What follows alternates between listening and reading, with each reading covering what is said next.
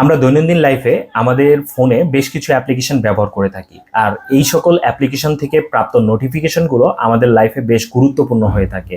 যখন এই সকল নোটিফিকেশনগুলো হুট করেই বন্ধ হয়ে যায় তখন কিন্তু আমাদের মাথা খারাপ হয়ে যায়। তো আসলে এই সকল অ্যাপ থেকে কি কারণে নোটিফিকেশন বন্ধ হয়, আর নোটিফিকেশন বন্ধ হলে আমাদের আসলে কি করণীয় আছে এবং কিভাবে আমরা সেই নোটিফিকেশনগুলো পুনরায় চালু করব, আজকের ভিডিওতে এটাই আপনাদেরকে দেখাবো।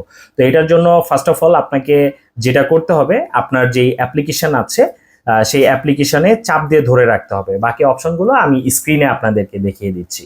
তো আপনার যেই অ্যাপ থেকে আপনি নোটিফিকেশন পাচ্ছেন না, প্রথমে সেই অ্যাপটিকে চেপে ধরে রাখতে হবে। ধরুন যে আমি এই অ্যাপ থেকে নোটিফিকেশন পাচ্ছি না, চেপে ধরার পরে উপরে আই বাটন আসবে, এই আই বাটনে ক্লিক করতে হবে।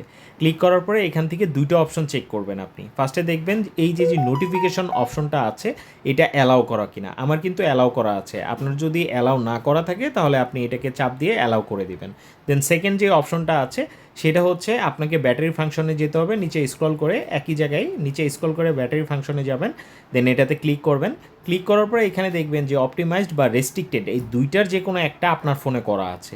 যদি দুইটার যে কোনো একটা করা থাকে তাহলে আপনাকে যেটা করতে হবে আনরেস্ট্রিক্টেডে ক্লিক করে দিতে হবে। তারপর থেকে এই অ্যাপের থ্রুতে যত নোটিফিকেশন আসবে সব কিন্তু আপনি পপ আপ আকারে এইখানে পেয়ে যাবেন। তো এই ছিল টিউটোরিয়াল। যদি ভিডিওটি ভালো লেগে থাকে বা ভিডিওটি দ্বারা উপকৃত হয়ে থাকেন তাহলে অবশ্যই চ্যানেলটি সাবস্ক্রাইব করবেন। ফেসবুক থেকে দেখে থাকলে অবশ্যই ফলো করবেন। ধন্যবাদ সবাইকে। আসসালামু আলাইকুম।